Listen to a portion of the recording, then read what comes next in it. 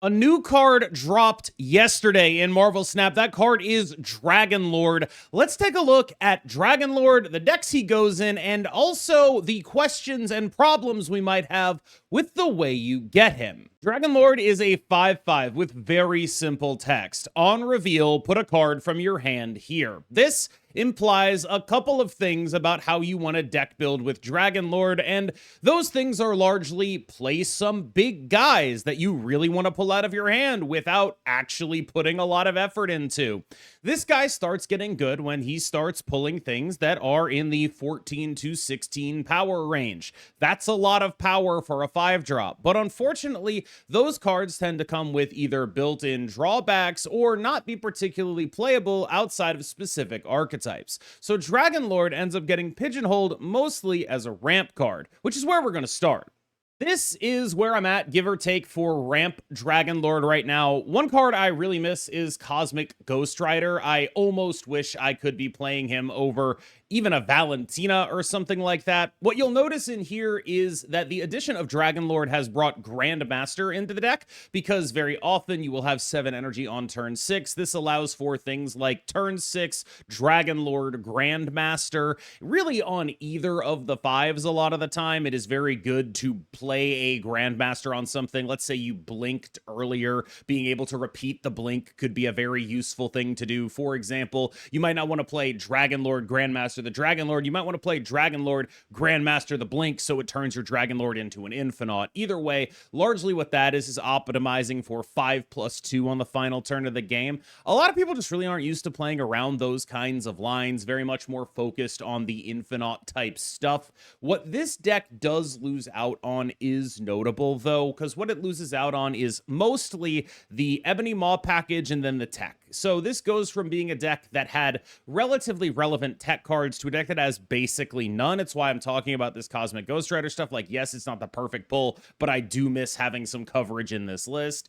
But it's not being as punished as much as you might think, because a lot of that tech that wasn't Cosmic Ghost Rider isn't per se required for this deck to exist. Largely, this is still the same deck it's always been, an easy points and tech deck. You just have a little bit more explosiveness in the back end, and your tech doesn't exist anymore. But outside of Cosmic Ghost Rider, you really don't feel that loss. So mostly what you're doing is doing positioning with your point output, making sure you're making as many points as possible. And when your opponents are going to combo you out with something bigger, you do have to actually respect it. I do think that this deck is being damaged, or I should say this archetype is being damaged, by the fact that there aren't really a lot of good expensive tech cards against something like Shou Lao. The cards people tend to use against that card just simply don't work in this archetype. You don't really have the ability to be a Super-Adaptoid deck. So part of what kept ramp to be a viable part of the metagame, part of what kept ramp as a viable part of the metagame, I should say, was largely that it had expensive tech cards that lined up pretty well, specifically Cosmic Ghost Rider, which is actually pretty good. That stuff lines up less well, and it starts lining up even less well when your opponents actually know to play around Cosmic Ghost Rider. So largely when you run into the matchups where someone is comboing you out with Shou Lao and Spiders, you do have to respect it. But you do have a very, very large amount of power output here. Don't underestimate what you can do. Another thing Dragon Lord can do is drag something out of your hand in a very interesting Cerebro 5 build, courtesy of Butt. This is a list that I think is actually fairly compelling. Like, in as much as any Cerebro 5 deck is meaningfully compelling, the argument for it has always been it just gets to run better cards than the other Cerebro decks. Cerebro 2 and Cerebro 3 have to run a lot of bad stuff in order to facilitate Cerebro. This is also the least Mystique-centric version of any Cerebro deck because of the card quality that you have here. You don't really have to play Mystique, you just get good cards and then Cerebro, and that really differentiates it from other Cerebro decks. I think this is not nearly as bad as people may assume it to be. The power output is massive. You have a ton of things that are doubling their own impact. Scarlet Spider and Dr. Doom are excellent, but what you give up in this deck is almost as important as what you gain, because you don't have any meaningful method of location control. While this is the deck that can do the most points out of basically any Cerebro deck, it is also the deck that is most prone to Cerebro's weaknesses. But don't get me wrong. when you are able to get those X3 ancient ones going off, this is a deck that will output nearly any deck in the game. And there are not a lot of people who are playing meaningful interaction for what this deck does. In addition, it is a deck that can be a Super-Adaptoid deck to blow up the Sholau Maverick and Sholau Scarlet Spider combos that are so prevalent. This is a deck that I think people genuinely are underrating because it's never really been particularly good before. But I do think that Dragon Lord is a pretty meaningful addition to it in terms of card quality. There's just very often going to be some good things to drag out of your hand. This is not a deck that has that many cards in hand very often, and you can set up your final turn such that you are pulling things. And more than that, you are a deck that cares deeply about body density. Anything that you can do in this deck to get more bodies on the board so that you have more things that are hit by Cerebro is really good. And Dragon Lord is at minimum 2 bodies, which in other decks I think you could argue is a downside. But in this deck is just flat upside when what he's doing is effectively at minimum another body, at maximum another body that's also 2 other bodies, like a Dr. Doom. That's just something this deck is interested in doing. Now, let's talk a little bit about where Dragon Lord is. He is located in High Voltage Overdrive, the mode that most famously gave us Kid Omega. So I sort of expect this mode to release with a reputation debuff.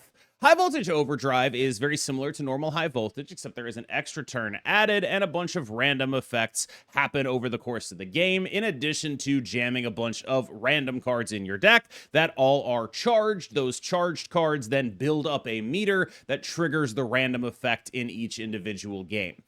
This means that there is a decent amount of things to do in this game, but frankly, if you're looking for my perspective on it, what I like about High Voltage Overdrive is just that I get an extra turn with like 1 billion energy in it. Like, that's really the only part of this that stands out as different from High Voltage for me. But another part of it stands out as different from High Voltage for a lot of people, and that is the way in which it is monetized. High Voltage is typically the freest and easiest of the game mode events, whereas High Voltage Overdrive has a fully developed shop where you actually have to engage, as well as Dragon Lord on the track in the sort of premium pass or season pass or event pass or whatever they're calling it in the game mode as well. Dragon Lord is not in the shop. It is located on the track. The other thing that is notable about Dragon Lord is that, and I don't exactly know why, but I assume it's related to the fact that there is no ticketing system for this. Dragon Lord is not immediately purchasable upon the purchase of the 800 gold event pass, where every other card in every other event has been. Now, there is a notable difference here. I'm not going to sit here and act like I'm completely stupid in order to make a one-to-one comparison that isn't actually a good comparison. Dragon Lord is also the only card that is released in an event that does not have an actual cost to enter. Every other event that we've had has some form of ticketing system where you have to do the tickets in order to enter the event. This is coming out in an event that does not have that. I can understand why, from Second Dinner's perspective, they look at that and they say, okay, well, how are we going to get people playing the event if we let you totally skip the event for an event that doesn't even have ticketing costs? How bad can it possibly be? But I have seen a fair few complaints about the way this deck is, or this event has been structured, in large part related to this. What I do think is kind of nice is that given that this is an event that has absolutely unlimited entries, you can kind of do what you want. However, a lot of the actual progression is gated behind missions, which require login. For me, the kind of player that I am, I appreciate not having to deal with High Voltage, which is largely to say I will happily pay the 800 gold to not have to do the constant logins that are required of this game mode.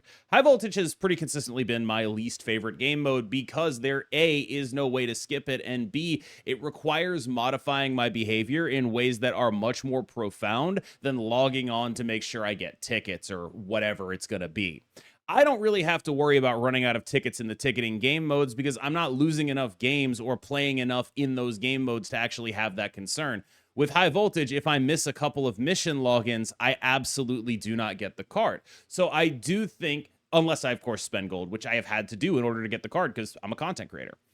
So I do think that this is a meaningful improvement to the way high voltage operates for me and me specifically. What I don't know is if this is an improvement to basically anyone else. I think a lot of people look at high voltage as their safe space. This is their game mode that has a place where they can just hang out and not worry about any of the optimization that is not only a part of just every video game at this point, but like American life. They don't have to worry about, specific optimizations. They get to go hang out, make cool combos, and not really stress about grinding for an item that they may or may not want.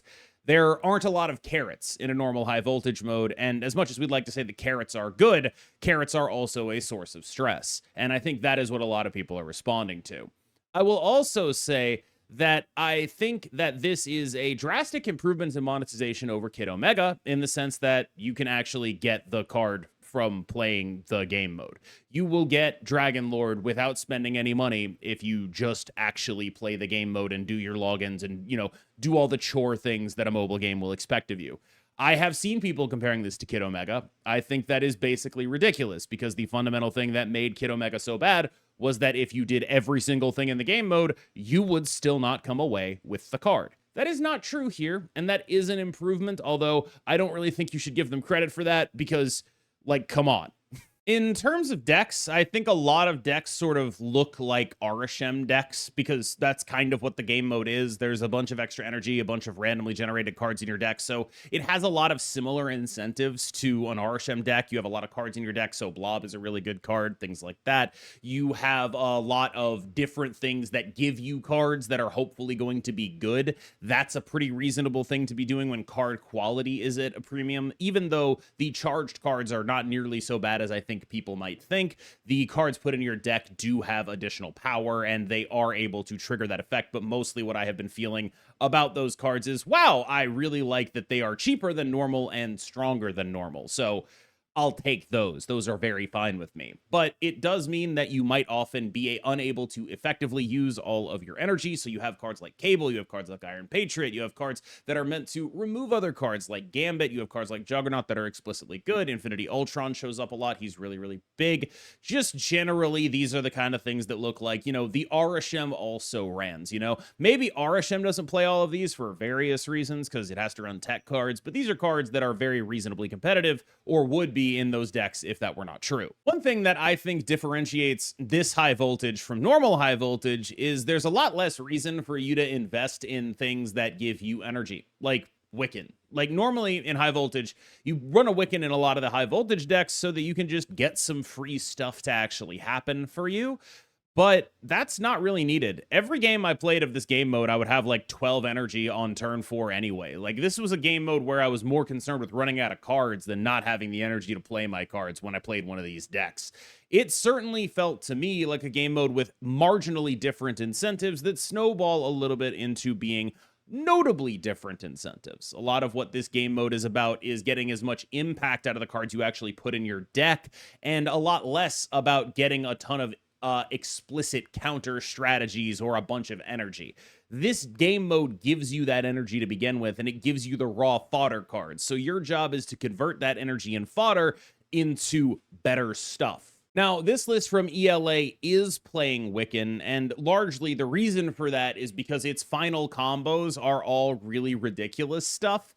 The basic premise of this list is that what you want to be doing late in the game is playing one of your 6s, either Leader or Dr. Doom, and then Cerseiing that, because what Cersei will do is make sure that your Doom or Leader transforms into a 7. Now, 7s recently got a buff. Weapon H is, of course, a 14 power card, Scar at 12, and Arishem is your low roll at 7. So what this deck is doing is saying, I'm going to stack some 6s, and then I'm going to probably, realistically, double their power on average. That's largely the ethos here. It's a very reasonable thing to be doing. Now, the rest of these cards are just cards that go fairly well with Cersei. Shang-Chi is just a very solid card in the context of this game mode. There's a lot of stuff that shows up, and worst case scenario, you're going to turn it into a 5 anyway. You have Fastos to accentuate the power of the cards that were added to your deck. Of course, a Gambit is showing up, and then all of your 2s except for Cobra Cobra, who is actually a card that I should specifically mention,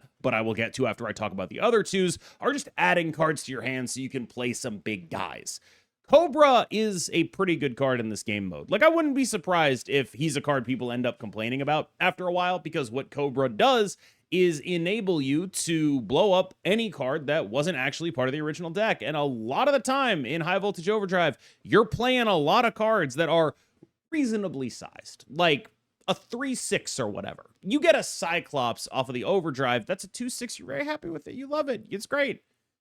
That thing is strong. You are very happy to do that. And blowing that up, especially on the final turn of the game, is a really good exercise in what I think is probably the fundamental thing about this game mode, which is the resource that is the most important thing to manage in this game mode isn't energy or cards, but it's board space, specifically the board space at any given location.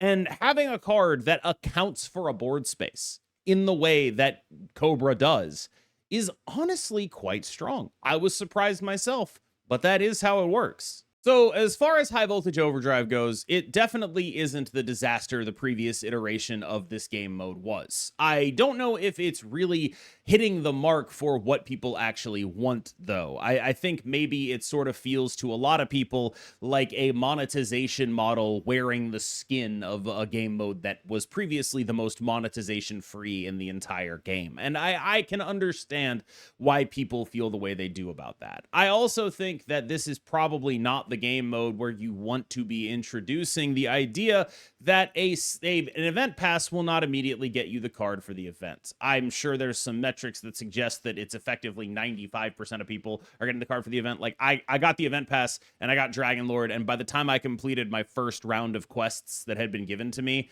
I had Dragon Lord. So I don't think that it's all that bad. Actually, come to think of it, I might have had to wait one more quest, but it's like pretty easy to play probably 5 to 10 games of this game mode on the and get the pass and you have the card. I just think that it's a little bit awkward that they're breaking from tradition. And again, I don't want to act like an idiot for views or anything like that. I do understand that there is a fundamental difference between a game mode that has tickets and a game mode that doesn't have tickets, and how you have to monetize those game modes and how much you reasonably expect a person to play. And I understand why or how a decision like this could have been reached. I don't want to sit here and act like it's wildly inexplicable or money grubbing. It kind of makes perfect sense when you think about the differences between this game mode and every other game mode. But it does sort of put monetization at the forefront in the most monetization-free game mode in Marvel Snap. I think people like High Evo. I think people like High Voltage because it feels safe. And I think that this does meaningfully make it feel like less of an upgrade and more of a, here are some extra bells and whistles, but also you need to pay up. And I think that that is largely what I see people are responding to. It might not be the thing they're explicitly saying, but it does feel like that is sort of the sentiment here. For me, I think for the very specific player that I am, which is to say, I really hate chores and I will pay $5 to get out of my chores. Actually, 800 gold is like $10. I will pay $10 to get out of my chores. I like it more because I can do that. But I would not expect that to be the overwhelming reaction. As always, I have been KMBest, you have been phenomenal, and I will see you in the next one.